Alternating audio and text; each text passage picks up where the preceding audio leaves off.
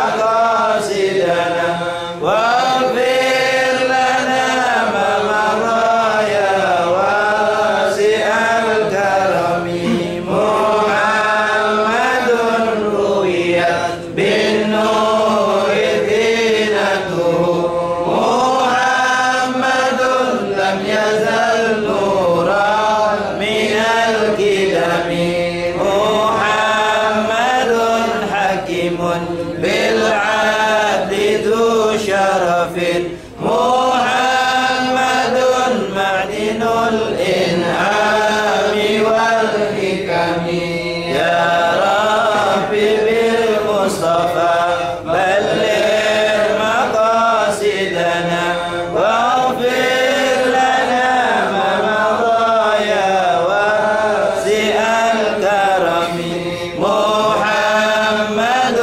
خير خلق الله من مضر محمد خير رسل الله كلهم محمد دينه حق ندين به محمد مجملا حقا على ألمي يا رب بالمصطفى بلغ مقاصدنا واغفر لنا ما مضى يا واسع الكرم محمد ذكره روح لأنفسنا محمد شكره فرد على الأمم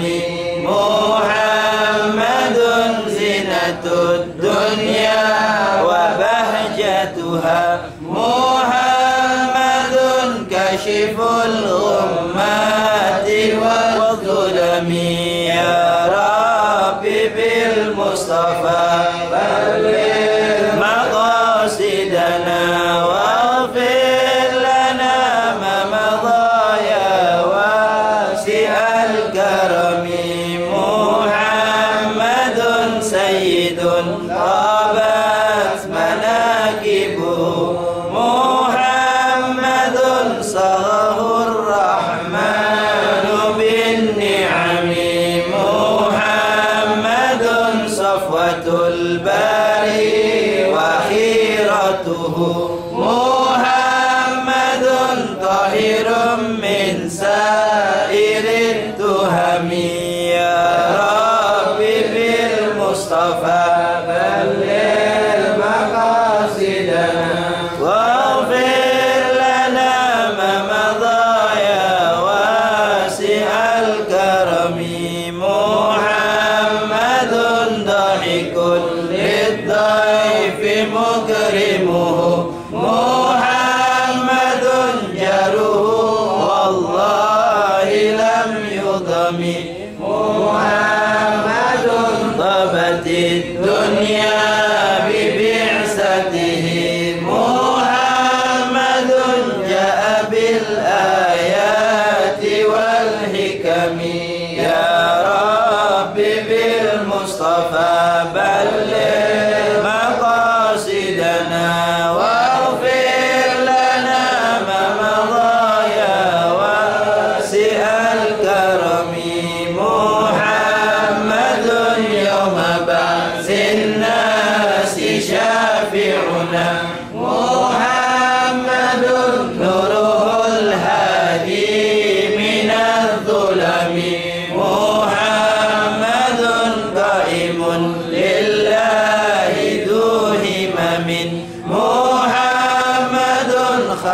إمام للرسل كلهم يا ربي بالمصطفى بلغ مقاصدنا واغفر لنا ما مضى يا واسع الكرم يا رب بالمصطفى بلغ مقاصدنا واغفر لنا ما مضى يا واسع الكرم يا رحم الأمم. بسم الله الرحمن الرحيم.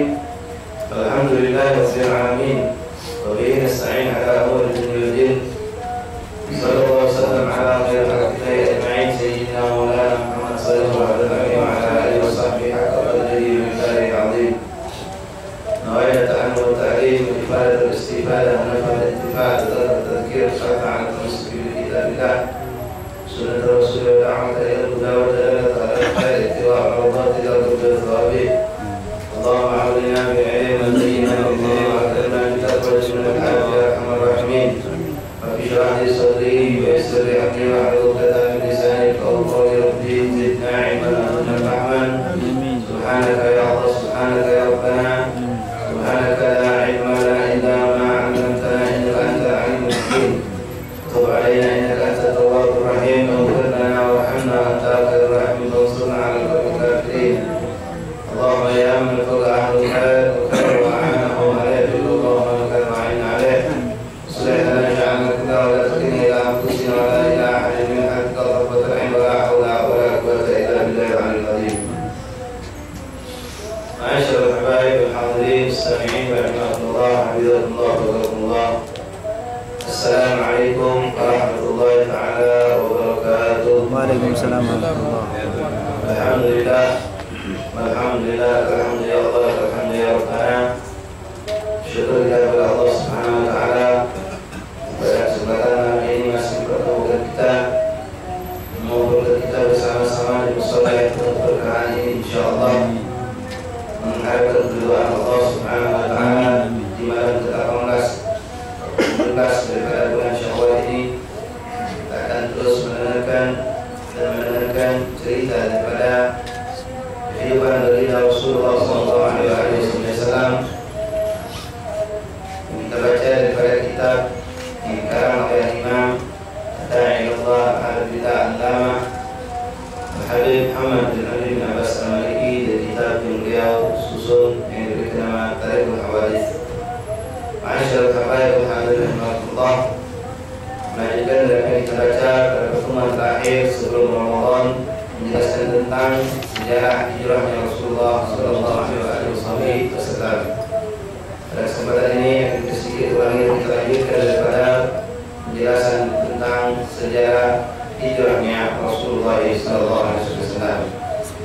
Sebagaimana kita maklum, hijrahnya Rasulullah ini sebetulnya bukan seperti yang kita dan kebanyakan umat Islam beranggapan terjadi di awal Muharram.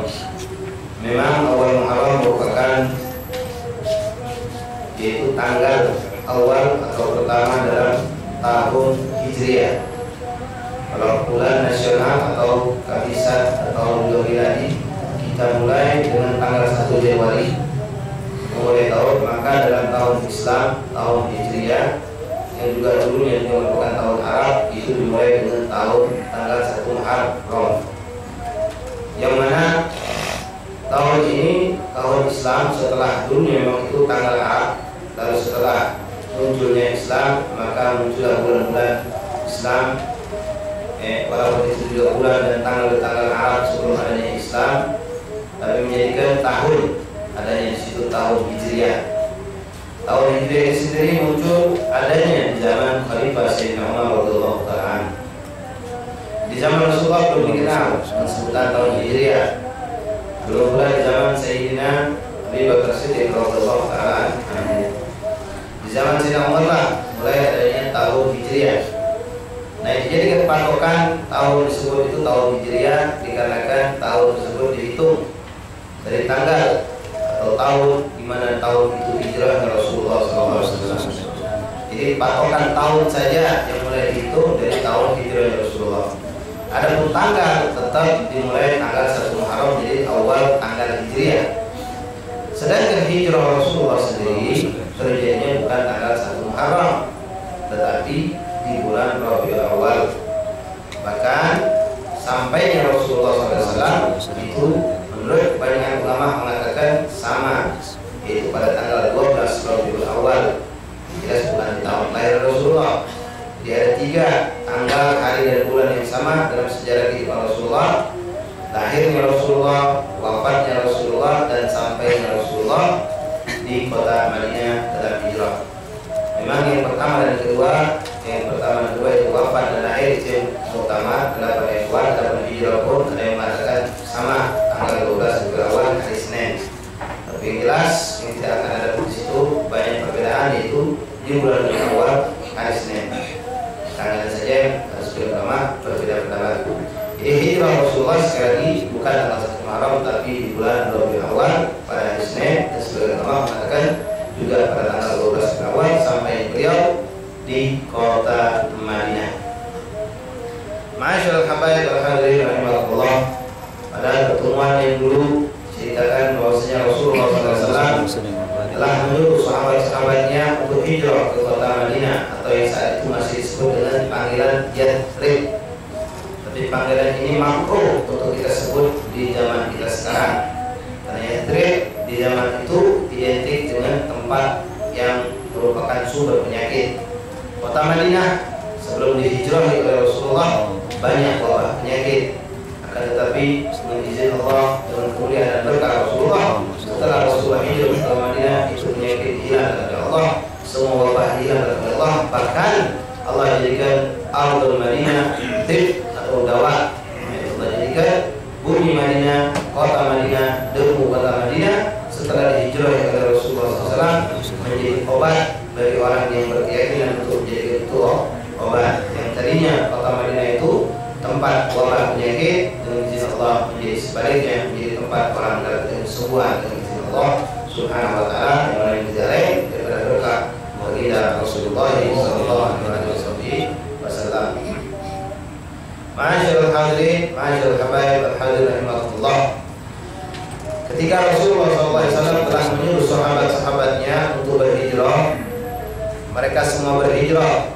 Termasuk yang sudah berhijrah di sini disebutkan Sayyidina Umar bin Khattab pada kibar sahabat, Sayyidina Talha bin Ubaidillah, Sayyidina Hamzah daripada pamanda Rasulullah, Sayyidina Zaid bin Haritha, Sayyidina Abdul Rahman bin Auf, sahabat yang juga menantu Rasulullah SAW beserta istrinya, Sayyidina Zubair bin Awam, Hudzaifah bin Yaman, Abu Hudzaifah, Sayyidina Utsman bin Affan, Abdul Rahman bin Auf, Sayyidina Utsman bin Affan yang merupakan menantu Rasulullah. Abdul Rahman bin Auf itu merupakan sahabat Rasulullah, Sayyidina Utsman bin Affan menantu juga sahabat Rasulullah. Wa akhirun dan lain-lain para sahabat telah berhijrah mereka dengan izin Allah dengan isyarat dari baginda Rasulullah SAW.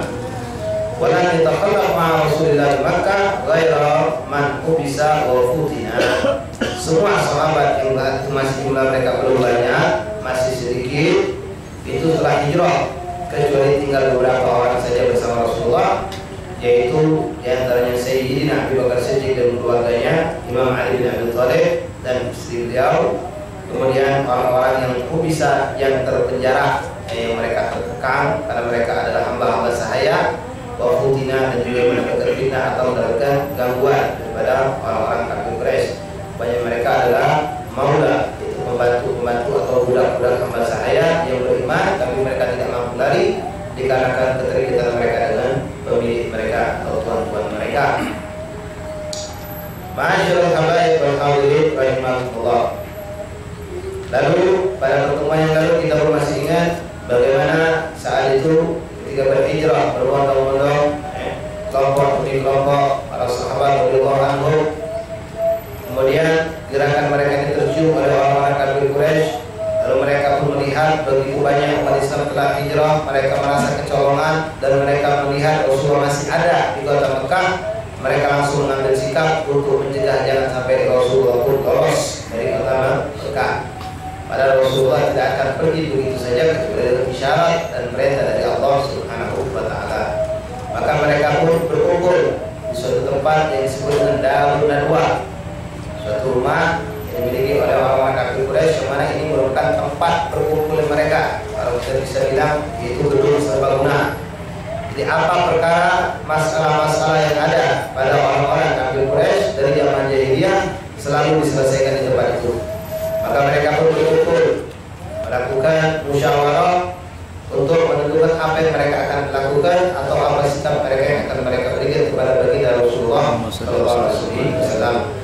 Lalu mereka pun masing-masing melontarkan usulan-usulan, singkat cerita usulan daripada Abi Jahal yang disambut oleh orang-orang tersebut, yang juga diperkuat oleh iblis yang saat itu ikut hadir dengan menyamar sebagai Syekh Najdi, seorang tua dari Najd. Najd adalah suatu daerah pegunungan yang ada di Hijaz, di daerah Saudi. Dia memperkuat pendapat, yaitu ketika mereka masing-masing memiliki pendapat yang lalu ditolak, muncullah pendapat yang mengatakan kita bunuh itu Muhammad, tapi bukan dengan mengutus seseorang, tapi kita utus dari setiap gobail, setiap suku mengirimkan jawalannya, mengirimkan pemudanya yang paling tangkas dalam berperang, dikumpulkan untuk menggerbek secara berbarengan ke rumah Rasulullah. Lalu mereka bunuh Rasulullah. Setelah Rasulullah terbunuh, maka lazim harus setiap daripada jawara-jawara tersebut mereka mengambil darah Rasulullah dengan pedang mereka. Jadi seakan-akan setiap mereka ini yang 40 orang ini terdiri dari 40 suku ini ikut andil dalam membunuh Rasulullah. Dengan tujuan apa? Dengan tujuan kalau ternyata yang membunuh itu diketahui oleh Bani Hashim ataupun Bani daripada keluarga Rasulullah SAW, Abi Thalib, Bani Abdul Muttalib dan Bani Hashim, ini keluarga Rasulullah, dua suku besar ini yang berpengaruh. Kalau tahu Rasulullah itu dibunuh oleh 40 suku, maka mereka tidak akan mengajak perang karena musuh terlalu banyak. Paling mereka cuma akan meminta fidyah atau dam, atau meminta sebagai tebusan atas nyawa Rasulullah SAW, yang mana tebusan tersebut gampang bagi mereka untuk dikumpulkan. Tapi tidak mungkin orang-orang Bani Quraisy ataupun Bani Abdul Muttalib mengadakan perlawanan, mengajak berperang terhadap 40 suku tersebut. Ini kelicikan yang mereka rencanakan. Kenapa? Kalau Rasulullah hanya dibunuh oleh seorang atau 2 orang, maka kalau orang ini 2 orang atau 3 orang ini katakanlah mewakili 3 suku saja, maka mereka akan habis. Ditumpas oleh Bani Hashim dan Bani Abdul Muttalib. Walaupun Bani Abdul Muttalib dan Bani Hashim ini tidak semuanya, bahkan masih kebanyakan mereka belum mukmin, tapi asobia, kesukuan mereka akan membangkitkan mereka membela Rasulullah. Walaupun mereka tidak ikut Rasulullah, bahkan mereka mungkin tidak mau mengikuti Rasulullah, memusuhi Rasulullah, tapi kalau ada di antara keturunan mereka, keluarga mereka, suku mereka diganggu, maka mereka akan bangkit tanpa memandang ini lawan atau kawan, karena merasa terhina karena ada kelompok mereka, keluarga mereka yang diganggu oleh kelompok lain. Ini masih sering kita dapatkan dari suku-suku yang jauh, tidak usah jauh yang ada di Indonesia sendiri masih ini terjadi. Kalau suku-suku pedalaman menunjukkan kebodohan mereka sebetulnya. Nah, ini direncanakan oleh orang-orang kafir Quraisy. Hanya mereka pun mengutus 40 orang jawara dari 40 suku mengepung rumah Rasulullah SAW. Akan tetapi dengan izin Allah, sebelum mereka berkumpul, Allah telah mengutus malaikat Jibril alaihissalam wa ala nabiyina Rasulullah SAW mengabarkan kepada Rasulullah tentang rencana orang-orang kafir Quraisy ini, sehingga menyuruh Rasulullah untuk tidak tidur di tempat tidurnya. Bahkan malaikat Jibril pun mengatakan bahwasanya Allah telah memberikan izin kepada Nabi Muhammad untuk berhijrah pada hari itu. Masyaallah habaib wal hadirin rahimakumullah. Maka dengan inilah akhirnya sebagaimana kita tahu pada pertemuan lalu telah saya sampaikan, Rasulullah pun memanggil Imam Ali bin Abi Thalib untuk menggantikan posisi beliau untuk tidur di tempat tidurnya Rasulullah. Lalu Rasulullah SAW pun keluar menuju rumah Sayyidina Abi Bakar Siddiq radhiyallahu anhu yang telah lama menunggu kapan datang perintah hijrah, karena beliau pun dicegah oleh Rasulullah untuk hijrah terlebih dahulu, karena memang Rasulullah telah memilih dan Allah pun telah memilih untuk Rasulullah Sayyidina Abi Bakar Siddiq sebagai teman Rasulullah saat berhijrah ke Madinah, yang mana ini jelas tercantum di dalam Al-Quran. Sehingga ulama ahli sunnah wal jamaah bersepakat, bagi orang, kalau ada orang yang mengingkari persahabatan atau mengingkari perginya Rasulullah dengan Sayyidina Abu Bakar Siddiq menuju Madinah dianggap kufur. Kenapa? Berarti mengingkari Al-Quran. Na'udzubillah. Ya. Ma'asyar ikhwan rahimakumullah. Nah, di sini banyak yang kita bisa petik daripada apa yang dilakukan Rasulullah, yaitu sunnah nabawi, sunnah dalam kehidupan kita yang diajarkan oleh Rasulullah dalam hijrah ini. Di antaranya, nanti pun akan kita lanjutkan, Rasulullah SAW melakukan ikhtiar untuk mencari keselamatan. Walaupun Rasulullah adalah makhluk Allah yang paling hebat tawakalnya sama Allah, paling kuat keyakinannya dengan Allah, paling ngerti dan paham, paling tahu tentang kekuatan Allah, tapi beliau pun melakukan ikhtiar untuk mencari keselamatan. Di antaranya apa? Beliau meminta Imam Ali bin Abi Thalib yang merupakan menantu dan juga sepupu beliau untuk menggantikan posisi beliau tidur berbaring kemudian diselimuti. Untuk apa? Untuk menipu orang-orang kafir Quraisy, sehingga ketika mereka memantau rumah Rasulullah, mereka membuka celah untuk menintip atau untuk mengintip kamar Rasulullah, mereka akan mendapatkan ada orang tidur di tempat Rasulullah, sehingga mereka meyakini Rasulullah masih tidur di tempat tidurnya, padahal itu bukan Rasulullah. Rasulullah sudah jalan. Kedua, Rasulullah SAW memilih waktu di malam hari, bukan di siang hari, untuk lari. Kenapa? Malam itu lebih cepat untuk selamat. Karena waktu gelap bukan zaman kita sekarang. Kata kita pun sekarang kalau ngejar maling malam hari lebih repot. Walaupun itu banyaklah lampu, apalagi zaman dulu. Kalau zaman dulu sudah padang pasir lampu, dah katik malam, dah katik bulan purnama, misalnya baik, sudah gelap. Apalagi Rasulullah hijrah ini di awal-awal bulan Rabi, sampainya 12 April awal, belum ada bulan, masih gelap. Dipilih waktu yang begitu oleh Rasulullah SAW. Rasulullah SAW pun keluar. Ketika Rasulullah hendak keluar, beliau menyaksikan ternyata rumah beliau telah dikepung oleh para jawara tersebut. Keliling rumah Rasulullah dikepung. Nah, di sini Rasulullah SAW pun mengajarkan kita untuk mencari selamat bukan hanya mengandalkan kepintaran ikhtiar kita, tapi yang paling utama adalah minta tolong sama Allah. Beliau pun bermunajat, berdoa, minta selamat kepada Allah. Sambil beliau berdoa dengan keyakinan pasti Allah menyelamatkan beliau, beliau pun keluar melewati orang-orang yang sedang mengelilingi rumah beliau, yang mana disitulah jalan satu-satunya, yang mana disitu berjejer orang-orang jawara tersebut. Rasulullah minta pertolongan dengan Allah, dengan izin Allah, Allah mengirimkan rasa ngantuk kepada para jawara tadi, sehingga mereka semua lunglai, ngantuk dan tertidur seketika, sehingga Rasulullah pun mampu untuk berjalan. Yakin dengan kekuatan Allah Subhanahu wa ta'ala, yakin dengan kekuatan Allah ini, Rasul pun berjalan dengan tenangnya sambil mengucapkan doa, waj'alna min baini aydihim saddan wa min khalfihim saddan faghshaynahum fahum la yubsirun. Ayat Al-Qur'an ini dari surah Yasin ini terus dilantunkan oleh Rasulullah sambil berjalan. Bahkan ulama mengatakan, menunjukkan begitu hebat keyakinan tawakal Rasulullah. Ini yang jago, yang ngepung rumah Rasul bukan sembarang manusia. Mungkin anda dulu pernah sampaikan ukuran Kopassus atau Densus 88 sekarang ini gitu, yang paling ketol. Model dia kawan tuh tidur di sini, kita tunggu dari tangga rumah sebelah, kedengeran dia. Kita tunggu 18, kedengeran. Ini orang hebat kalau, kedengeran. Suara sehabis orang kedengeran, orang hebat, terlatih, yang sikap, yang cekatan. Itu sudah ditundukkan Allah, ditidukkan oleh Allah. Tentaranya Allah pun rasa ngantuk, itu makhluk Allah. Ngantuk, makhluk Allah yang Allah kirimkan kepada orang-orang tadi. Nah, Rasulullah menunjukkan kalau aku yakin dengan kekuatan Allah. Bahkan ulama mengatakan Rasulullah sebelum lewat itu menunjuk alamat dulu, menunjuk kenang-kenangan sama jawara-jawara tadi yang mereka berkumpul di rumah Rasulullah. Dari depan pintu Rasulullah sampai ke ujung itu masing-masing di Rasulullah berat pasir ditaburkan di atas kepala mereka. Kalau dengan akal pikiran kita, kalau tidur dengan tidur kan capek ngantuk baik, kita macam itu mungkin jangan kesengkem pasir, semi di pasir bakal bangun. Bukan Densus, bukan polisi jaga pasar. Ya, bakal bangun kawan. Ini segegem pasir diampun Rasulullah. Yakin kamu menunjukkan Tuhan Allah, Allah yang bakal dilamatkan.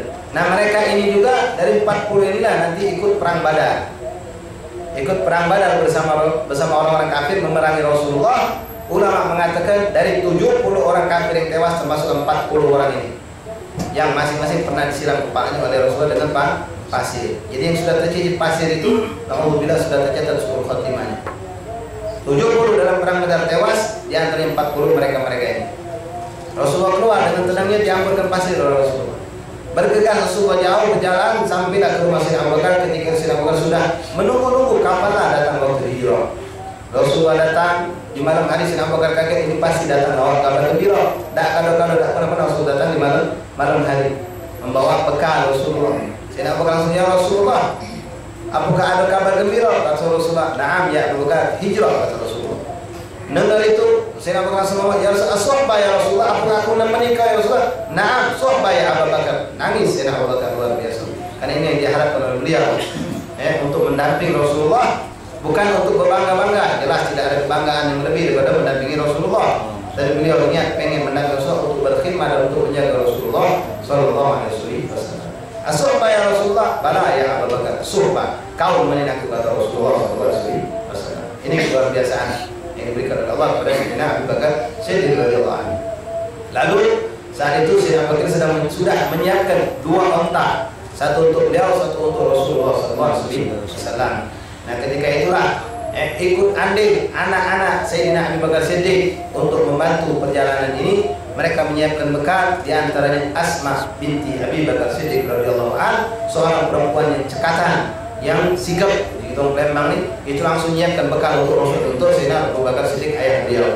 Beliau siapkan di atas onta, beliau ikat. Ketika itu beliau kehabisan tali untuk mengikat bekal untuk Rasulullah dan Sayyidina Abu Bakar Siddiq, maka stanggennya, ada yang mengatakan stanggen, ada yang mengatakan selendangnya dirobek 2 oleh beliau, satu dibuat ikat buat Rasulullah, satu lagi dibuat ikat untuk kuda atau unta milik Sayyidina Abu Bakar Siddiq radhiyallahu taala anhu. Ma'asyiral ikhwan, ma'asyiral hadirin habaib rahimakumullah. Lalu Rasulullah SAW pun dalam hal ini merupakan juga sunnah daripada sunnatun nabawi yang perlu kita jentuh. Rasulullah belum pernah berjalan ke Madinah, apalagi di malam hari. Sayyidina Abu Bakar Siddiq pun demikian. Maka bagi wong yang tak tahu jalan di pepatah Lembang, di Barat Indonesia ini, malu bertanya sesat di jalan. Nah Rasulullah tahu, beliau tidak paham jalan itu. Beliau nyiwa uang untuk petunjuk jalan. Yang disewa namanya Abdullah bin Quraithah. Ini wong Yahudi, bukan Muslim. Yahudi yang memang gawe dia tukang jadi itu gaib zaman sekarang ini. Kalau mau nak pergi, dia paling tahu jalan yang mana yang paling tepat, yang paling bagus. Nah, kita butuh ini hikmah. Kita nak melok tahu jalan cepat, jalan lemak, jalan bagus, melok tahu kenal jalan yang sudah kita tahu ini nyampe. Itu pun kita, ma'asyiral hadirin, kita punya datuk punya habaib datuk itulah sudah tahu jalan dulu. Jalan mereka sudah kita buktikan, bahkan kita yang hidup ini buktikan berapa banyak habaib kita tuh magong mereka tinggi luar biasa. Kenapa? Jalan mereka sudah lurus. Nah, cari jalanlah jalan mereka itu, jangan jadi jalan lain. Jangan jadi penunjuk jalan yang lain yang masih belum tahu itu seluk-beluknya. Ini suatu yang gambaran yang ditunjuk Rasul sunnah nabawi. Rasulullah nyari siapa? Yang itu jalan, walaupun itu Yahudi disiwa Rasulullah. Ini hukum juga menunjukkan bahwa boleh kita memperkerjakan wong non muslim. Boleh hukumnya. Begawe sama non muslim juga boleh selagi gawe itu bukan yang bertentangan dengan syariat. Macam sekarang itu nak melok, nak mana, nak hadomo, tapi shot kapal ni yang bagus sekarang mau kafe kan. Jadi memang sudah yang penting itu lancar pergi hadomo. Berkali kafe yang bagus yang punya kapal tak jadi masalah. Pergi yang penting kita nyampe, tahu berapa kali sudah orang pergi ke hadomo nyampe kan. Oh ini kahadumut yang ngambil siapa? Kaki muslim yang buka kapal untuk kahadumut bisa nggak baik? Orang kafe tak apa-apa. Rasulullah nak Madinah makai orang Yahudi. Yang penting dia tidak ngajak kita mampir kiri mampir kanan langsung ke hadramaut. Boleh beda jadi masalah. Padahal kita sekarang macam kopiah mereka Taiwan, Cina, Cina buat kopiah. Nyongkok ujuk kepala kita gak sholat apa pun tak jadi masalah. Lagi kita yakin tak yakin najisnya banyak zam-zam lagi jual itu hanya hak lah. Ya banyak zam-zam lagi jual mereka. Apa banyak duit jual itu? Yakin ini zam-zam asli beli apa tidak jadi masalah. Yang penting balik kepada bertentangankah dengan syariat. Tak ada bertentangan dengan syariat, bismillah, tak jadi masalah. Kemudian Rasulullah SAW di dalam kitab ini pun beliau dan Sayyidina Abu Bakar Siddiq menyuruh anak beliau Abdullah bin Abi Bakar Siddiq radhiyallahu anhu itu untuk menggembala kambing di pagi hari. Apa gawe gembala kambing dan kemana? Gembala kambing menutupi jalan yang dilakukan oleh Sayyidina Abu Bakar dengan Rasulullah SAW. Ini juga ikhtiar mencari keselamatan. Ikhtiar mencari keselamatan. Kenapa? Rasulullah berjalan dengan Sayyidina Abu Bakar naik onto di padang pasir, pasti meninggalkan jejak kaki. Nah, jejak kaki ini malam, pagi-pagi bakal kejinguan. Orang kafir Quraisy tahu Rasulullah, kan itu nanti kejadiannya mereka mendobrak rumah Rasulullah. Tahu Rasulullah pergi, mereka kan nyusul. Kalau masih ada jejak tadi, mereka akan cepat mendapatkan Rasulullah dan Sayyidina Abu Bakar Siddiq. Maka Rasulullah SAW menyuruh daripada anak Sayyidina Abu Bakar Siddiq, Abdullah bin Abi Bakar Siddiq. Ini lihat, begitu hebat perjuangan hijrah ini, dibantu orang-orang yang memang kita ketahui dekat kalau sama Rasulullah. Sayyidina Ali tadi sudah dijelaskan bagaimana beliau mengorbankan dirinya untuk siap dipenggal. Sampai dikatakan ulama, wong yang pertama kali siap menjadikan dirinya, uji kita bahas itu tumbang. Nanti ke Rasul tempat tidur, siap ditebas, Imam Ali bin Abi Thalib. Dalam perjalanan Sayyidina Abu Bakar Siddiq, anaknya Asma, anaknya Abdullah ikut semua andil dalam mensukseskan kelancaran daripada hijrahnya Rasulullah SAW. Daulat hijrah mantashar hasadin. Kata ulama, kalau bukan karena hijrah tak tersebar ini agama. Kalau bukan karena hijrah tidak tersebar ini agama. Hijrah Rasulullah SAW. Nah, Sayyidina Abdullah bin Abu Bakar Siddiq ditugasi apa? Pagi-pagi mendekati matahari terbit, gawat berpuluh-puluh kambing. Berjalan kemana? Berjalan mengikuti jalan bekas tapakan onto Rasulullah dan Sayyidina Abu Bakar Siddiq.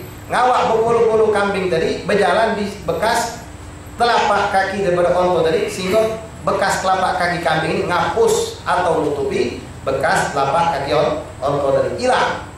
Yang tersisa cuma bekas puluhan bekas telapak kaki kambing. Ini juga suatu ikhtiar yang dilakukan Rasulullah untuk mencari keselamatan. Nah, ini yang perlu kita perhatikan dan perlu kita contoh. Jadi mencari keselamatan itu bukan modal tawakal, beda. Rasulullah kalau tawakal paling hebat.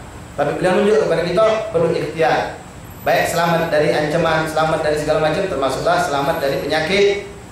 Ya, kita disuruh berikhtiar. Selain daripada itu, kita serahkan sama Allah Subhanahu wa Ta'ala.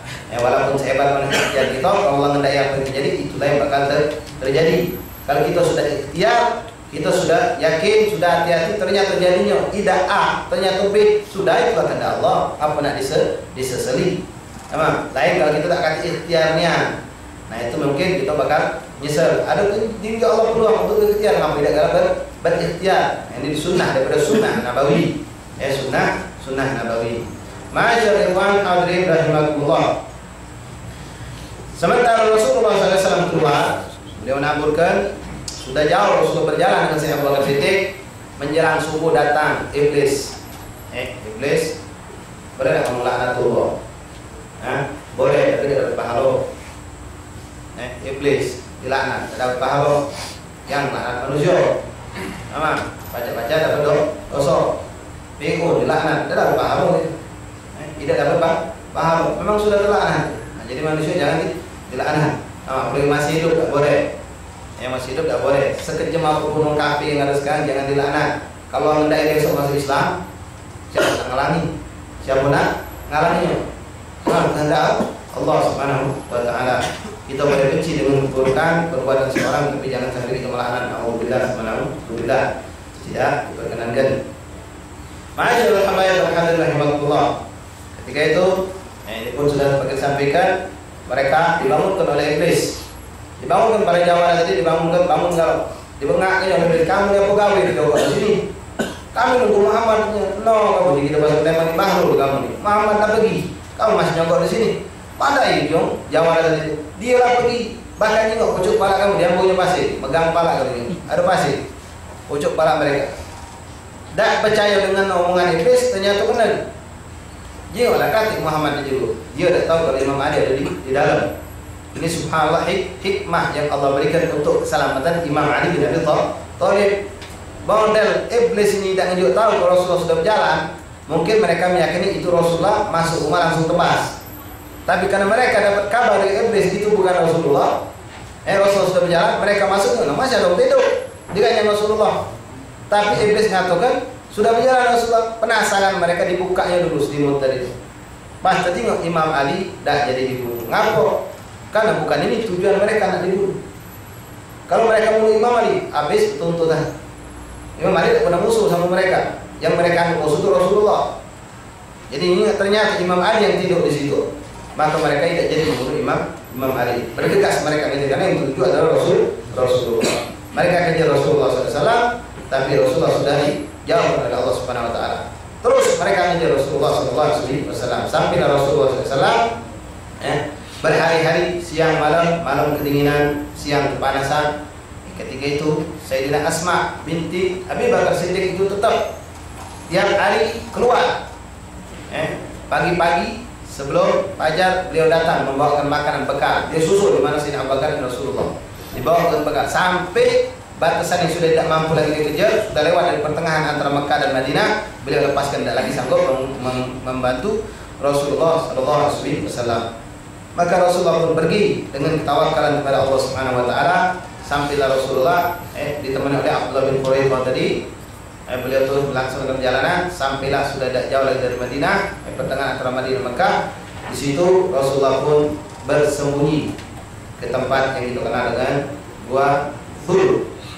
Di situlah Rasulullah SAW beristirahat dengan Sayyidina Abu Bakar Siddiq, yang mana itulah yang ada disebutkan dalam Al-Qur'anul Karim. Fa'anzala sakinata 'alaihi wa ayyadahu bil junudi lam tarawha. Rasulullah naik Gunung Thur. Bukit tersebut ada gua namanya Gua Thur. Wa dakhala al-ghar wa bainama huma hudda kadzalik idba'atullah al-kabul fanasajat ma bainal ghar wasyajara allati kanat ala wajhil ghar. Fasadara Rasulullah sallallahu alaihi Abu Bakar wa Amrullah amamatain wa khashiyatain faqbalata tadafan hatta waqa'ata bainal ankabut wa bainasy syajarah. Rasulullah naik itu bukit gunung, tidak pula tinggi tapi lumayan terjal. Kalau kita naik tingginya lumayan, tidak ada yang pernah kalau ngaso tingginya lumayan tinggi juga. Ya, dari pucuk tu nyengok ke bawah tu kecil parah wong. Dan juga dia kaki jalan. Zaman sekarang be wong dan kalau sudah sering ribu wong naik, zaman dulu mungkin lah jutaan wong naik, ini jalan tu bentuk zaman Rasulullah belum ada jalan sama sekali. Itu Asma binti Abi Bakar Siddiq naik sampai di situ. Mengirimkan makanan untuk Rasulullah setelah orang-orang Quraisy melepaskan Rasulullah dari ngejar. Ketika Rasul naik ke sana, Sayyidina Abu Bakar Siddiq radhiyallahu anhu dalam keadaan letih yang luar biasa, Rasulullah pun letih yang luar biasa. Sayyidina Abu Bakar ngomong kepada Rasulullah, ya Rasulullah, tadi tunggu sebentar ya Rasulullah, biarkan aku menyiapkan di dalam barangkali di sini banyak kotoran, barangkali ada binatang-binatang buas atau serangga. Maka Rasulullah pun nunggu di luar. Sayyidina Abu Bakar masuk ke dalam. Beliau bersihkan itu Gua Thur. Dia bersihkan, beliau lihat di situ banyak lubang-lubang yang diyakini itu adalah lubang daripada pintu rumah-rumah daripada binatang-binatang buas, baik itu ular atau kalajengking ataupun yang selainnya.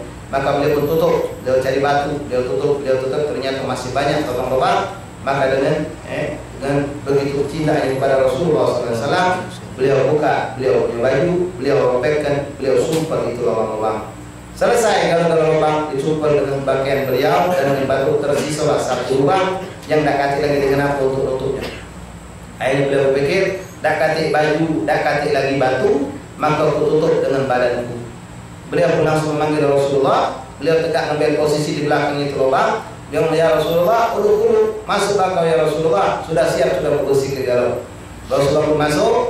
Rasulullah pun menyaksikan tempat itu sudah bersih. Rasulullah pun langsung Sayyidina Abu Bakar duduk. Rasulullah pun duduk dan beliau mempersilakan Rasulullah untuk tidur, meletakkan kepala Rasulullah yang mulia di pangkuan Sayyidina Abu Bakar Siddiq radhiyallahu anhu. Dan ada paha yang mulia daripada paha Sayyidina Abu Bakar Siddiq. Pernah ditidur dari kepala yang pernah paling hebat sujud kepada Allah Subhanahu wa taala. Apa ada kepala yang lebih mulia daripada Rasulullah? Tidak kati. Nah ini Sayyidina Abu Bakar Siddiq pernah dipangkui oleh Rasulullah, kepala Rasulullah pernah tidur di paha beliau. Kalau kita ingat cerita Sawwad radhiyallahu an, dalam perang Badar, ketika dia dibikin sufuf oleh Rasulullah untuk perang Badar, ini Sawwad tak pakai baju, siap perang. Dia tahu ketika sebelum perang Rasulullah dia tahu semua sahabat kamu yang berperang di sini, kata Rasulullah, membunuh ataupun terbunuh selagi dia tidak lari menghadapi musuh dengan menghadap berhadapan, maka aku jamin surga, kata Rasulullah. Itu sahabat semangat luar biasa. Termasuk banyak sahabat-sahabat yang luar biasa semangat itu, sahabat yang siap untuk berperang. Nah, dia tahu ini perang kemungkinan bakal nyawanya tepas, bakal menjadi syahid fisabilillah. Maka dia diberikan ilham oleh Allah untuk melakukan suatu perbuatan yang tidak terlintas oleh pikiran manusia yang lain. Dia sengaja ketika Rasulullah menyiapkan barisan, dia barisnya tidak sempurna, dia maju sedikit. Rasulullah yang ngatur, ulama ada yang mengatakan dengan tongkat kecil, ngomong dari jauh, ya sawat istagim, luruskan sawat, tidak lurus solat, tidak lurus sopnya dalam perang tersebut. Istagim ya sawat. Ini sawat seakan-akan tidak dengar omongan Rasulullah, masih cak lagu, cak itulah dia. Hanya Rasul mendekati, istagim ya sawat, diketok Rasulullah perutnya dengan kain yang kecil. Tidak sakit, ketokan sepelenya. Tapi ini sawat jahannam, macam sakit. Ya Rasulullah, penjakan ya Rasul. Ya Rasulullah, kau nyakiti aku, kata. Terkejut Rasulullah. Pasal Rasul ngetok tu ada yang baik, minta maaf Rasulullah dengan sawat. Kata sawat dari Rasulullah, tidak cukup dengan maaf, ini buatku ini sakit kamu. Jadi mana kata Rasulullah? Ya daripada bertuntut dan di akhirat aku nak malas di sini, kata. Dengan itu sahabat, jadi ini hawas kalau apa ini sawat? Kata Rasulullah, ya sudah sahabat, pukul aku, kata beliau. Ini sahabat yang lain mencegah Rasulullah, ngomong sama sahabat, ya sahabat, jangan kau pukul Rasulullah. Kalau kau nak pukul aku, bagi seorang sahabat untuk menggantikan Rasulullah. Kata Rasulullah, dah, ingat kamu, aku yang pukul dia, biarkan dia pukul aku. Maju lagi sahabat yang lain, bergantian pengen ganti ke Rasulullah untuk dipukul, tapi Rasulullah mengatakan, ingat, sahabatku ngomong tak galak. Bukan kamu yang salah, Rasulullah yang pukul aku. Aku nak malas Rasulullah, kalau aku pukul kamu, aku betul-betul sama kamu di akhirat. Akhirnya sudah, suasana pun tegang.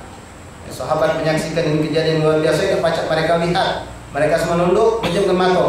Tak sanggup ingat sahabat bakal mukul Rasulullah.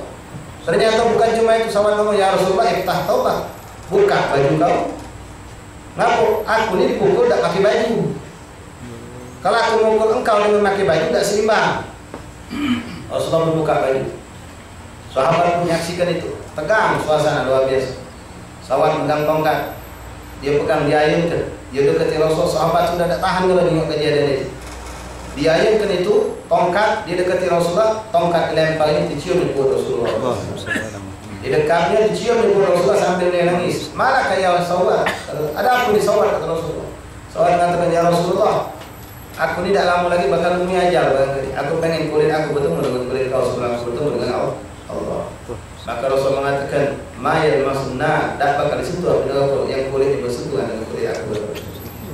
Nah sahabat Rasulullah, keluarga Rasulullah, anak menantu Rasulullah, baru kali mereka bersentuhan dengan kulit Rasulullah. Salatnya sama Rasulullah, apalagi pada Sayyidina Abu Bakar tadi, radhiyallahu anhu, yang Rasulullah benar itu di pangkuan beliau. Benar-benar mereka itu orang yang diharamkan oleh Allah dari api neraka. Berjuang untuk Rasulullah, bersalaman dengan Rasulullah.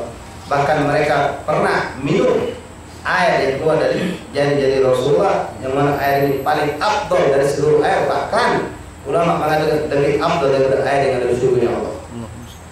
Air yang keluar daripada jari-jari Rasulullah SAW lebih afdal daripada air Zam-Zam. Ini sahabat radhiyallahu anhu pernah minum air itu. Mereka orang-orang yang mulia dan mulia kepada Allah Subhanahu wa taala. Ketika Sayyidina Rasulullah SAW sudah tidur, capek, letih luar biasa, dibangun Sayyidina Abu Bakar Siddiq, subhanallah, ulur lubang, ada letih. Lubang yang ditutupi oleh kaki Sayyidina Abu Bakar Siddiq tadi, ditutupnya pakai kakinya. Itu ternyata ada penghuninya. Ada ular di dalam, ular tidak keluar. Ngasuh ditutup, dipatuknya lah kaki Sayyidina Abu Bakar Siddiq. Ulama ahli dhab, mereka memang punya kecintaan hebat dengan Rasul, punya masyhad dewek, punya pandangan dewek. Ngapalah ulunnya nyentuh saya kaki Sayyidina Abu Bakar Siddiq. Karena dia tahu di gua itu lagi ada tamu agung yang tidak pernah ada tamu di agung daripada itu, Rasulullah. Dia pengen juga Rasulullah. Dia pengen ketemu dengan Rasulullah. Ini Allah pengen ketemu juga lagi Rasulullah. Ketika dia ngasal dia ngarangi, dipatungnya lah kaki Sayyidina Abu Bakar Siddiq biar terbuka pintu biar banyak dia melihat Rasulullah SAW. dipatuk sekali Sayyidina Abu Bakar Siddiq, nahan. 2 kali nahan, 3 kali goyang. Bahkan ada ulama mengatakan saking dia nahan sakit Rasulullah sampai neteskan banyu mata kena daripada badan Rasulullah sehingga Rasulullah terbangun. Nanya kepada Sayyidina Abu Bakar, ya Abu Bakar, mayuki, apa yang buat kau nangis? Lalu Sayyidina Abu Bakar mengatakan, itu nih Rasulullah. Ingat Rasulullah ada ular belagi. Itu yang nyentuh kaki aku ya Rasulullah. Ini lubang, ingat ada lubang Rasulullah SAW. Dengan izin Allah, Rasulullah pun dengan air liur yang penuh berkah diusapkan kepada luka yang dipatuk oleh ular, dengan izin Allah sembuh seketika. Wa hakadha radhiyallahu ta'ala anhum ajma'in. Ma'asyiral habaib rahimahullah, berjalan Rasulullah SAW sampai nanti beliau bertemu dengan seseorang ketika orang-orang kafir Quraisy naik ke itu gua, mereka menyaksikan di sini katakan dalam Al-Qur'an fa'anzalallah sakinatahu 'alaihi wa ayyadahu bi junudin lam tarah. Ketika itu Allah mengatakan dalam Al-Qur'an thaniyatnaini id huma fil ghar. Thaniyatnaini, ada 2 orang. Id huma, yang mana keduanya ada dalam gua. Gua itu gua tu. Ini Al-Qur'an jelaskan. Makanya ulama kita harus jamaah mengatakan kalau mengingkari kejadian ini kafir. Kenapa berarti mengingkari Al-Qur'an? Id yaqulu li sahibi, yang mana yaqul berkata siapa? Rasulullah SAW kepada sahibnya siapa? Sayyidina Abu Bakar Siddiq radhiyallahu anhu, la tahzan, jangan kau takut, jangan kau sedih. Innallaha ma'ana, karena Allah bersama kita. Kenapa Sayyidina Abu Bakar sedih? Takut kalau ketika Rasulullah sudah di dalam, Sayyidina Abu Bakar di dalam, itu Allah Subhanahu wa taala mengutus tentaranya. Siapa? Ankabut tadi dikatakan fa'anzalallahu sakinatahu 'alaihi wa ayyadahu bi junudin lam tarawha. Allah kirimkan tentara Allah tidak dilihat, lemah mereka. Allah kirimkan ankabut muat sangkar di situ. Ankabut laba-laba muat sangkar. Kemudian Allah kirim juga burung merpati muat sangkar, bertelok pula di situ dengan tenang. Yang mana dengan logika 2 makhluk Allah ini mencari ketenangan. Tak mungkin ada orang masuk ke gua kecuali kalau pasti merusak dulu sangkar daripada sarang laba-laba tadi. Ini orang kafir ketika naik ke pucuk, sampailah mereka capek-capek ke pucuk, tengok, no, ini gua tertutup dengan sarang laba-laba. Kalau memang semalam ada orang masuk ke sini atau kemarin, pasti sarang laba-laba ini rusak. Yang kedua yang membuat mereka menidakkan Rasulullah ada di dalam itu, tengok ada burung sedang bertelur. Kalau ada orang di dalam, tak ada burung betah nanggamnya telurnya di sini. Sampai mereka ketika naik ke pucuk, mereka sendiri mengatakan kita jangan jadi orang bodoh. Ini Abu Jahal yang ngomong. Mereka tegak, jadi gua itu bukan lubangnya tinggi, bukan, jadi setengah badan, pinggang lah. Jadi kalau masuk tuh merunduk agak orang tadi. Nah Rasulullah dari dalam menyingok, hak ulahnya berdiri di depan gua. Saya Abu Bakar melihat daripada orang-orang kafir Quraisy berdiri di depan pintu gua tersebut. Nah disitulah Sayyidina Abu Bakar sempat ketakutan. Bukan dia takut mati di dia, bukan, dia takut kalau Rasulullah sampai kena terbunuh, habislah ini agama. Itu yang membuat Sayyidina Abu Bakar Siddiq takut, sedih luar biasa. Kalau beliau ada sejuta nyawa Abu Bakar Siddiq, serahkan, tidak jadi masalah. Tapi ini kalau Rasulullah SAW sampai kena tertangkap, maka habislah ini agama. Makanya beliau begitu takut lihat itu orang-orang Quraisy berdiri. Yang mana kalau orang Quraisy tadi seandainya nunduk, ngintip macam-macam itu jengok Rasulullah SAW Abu Bakar Siddiq. Karena di jago itu bukan ada belik, gua itu kan. Tapi Allah tutup akal pikiran orang-orang kafir Quraisy ini dengan apa? Dengan makhluk yang lemah. Ankabut tadi, laba-laba. Apalah kekuatan laba-laba? Tapi Allah mendai, pacak ditipu orang dengan laba-laba tadi. Mereka lihat ada laba-laba, lihat ada sorong, akhirnya mereka mengatakan ini tak mungkin ada orang masuk ke dalam gua ini. Sudah, kita tinggalkan, tak perlu kita terus lagi ngejar Muhammad. Hanya melihat mereka dari atas, dari atas gua itu, tak katik bekas jejak. Memang Rasul belum pernah lewat. Tak kejimaan lagi. Mereka nyangka, oh batu sudah Muhammad sudah terlalu jauh. Di gua ada katik, selanjutnya jalan juga ada katik bekas. Daripada bekas Rasulullah SAW, memang Rasul belum berjalan, masih dalam gua. Hanya mereka sepakat meninggalkan. Kembali dan mereka orang-orang kafir Quraisy ke Mekah, lalu mereka buat pengumuman besar. Barang siapa yang bisa menangkal Muhammad dan Abu Bakar Siddiq, hidup atau mati, sikok kepala 100 ontor. Sikok kepala 100 ontor. Nah ketika itu maco, ada sikok orang namanya Suraqah. Suraqah memang pas dengan namanya Serako. Dengan 100 ontor, no, lo kak kayo jadi dia memang hebat, uang paling hebat saat itu dalam main kudo. Jagoan hebat, kuat, dia punya tenaga, paling jago duel. Tak kali pacak ngalah dia dalam bergulat. Dia nengok bakal dapat 100 ontor, dia fikir Rasulullah itu bukan jagoan, tak pernah dipandang dalam sejarah hidup dia mengenal Rasulullah bergojo. Saya nak ampun juga orang yang kurus, dia fikir gue kok ini gampang ngalahinnya. Jadi beliau ada tomak serakor dikejar Rasulullah dan Sayyidina Abu Bakar Siddiq. Dikejar subhanallah tersusul. Sampai tersusul dia bisa mendapatkan Rasulullah insyaAllah. Kita sambung lagi cerita tersebut, bagaimana di situ juga muncul nanti daripada mukjizat Rasulullah SAW terhadap surah ini, mana surah ini bisa dikalahkan oleh Rasulullah, ditunjukkan oleh Allah bersama Rasulullah, dan juga nanti beliau Rasulullah berjalan terus, terjadi beberapa mukjizat Rasulullah SAW sampai dari Madinah. Di Madinah pun muncul mukjizat Rasulullah SAW. InsyaAllah beri hadiah, InsyaAllah kita lanjut sama lagi dengan waktu. InsyaAllah kita dengar dari sejarah Rasulullah SAW ini, datangkan kecintaan kepada diri kita kepada Allah dan Rasul, dan dekatkan diri kita kepada Allah dan Rasul, dan kita pun bisa mengambil hikmah daripada kejadian-kejadian pada semua yang apa terjadi pada diri Rasulullah SAW.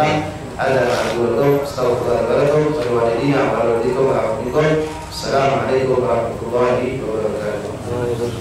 Bismillahirrahmanirrahim. Alhamdulillahirabbil alamin. Allahumma shalli wa sallim ala sayyidina Muhammadin wa ala ali sayyidina Muhammad. Ya Rabbana i'tarafna bi annana i'tarafna wa annana ashrafna la ashrafna fatub alayna tawbah taghsil kulli hawba wastur lana al-awrati wa amin ar-rawati waghfir li walidina rabbi wa mauludina wal ahli wal ihwani wa sairil hilali wa kullu dhi mahabba aw jiratin aw suhba wal muslimina ajma' amin rabbi asma fadlan wajudan manna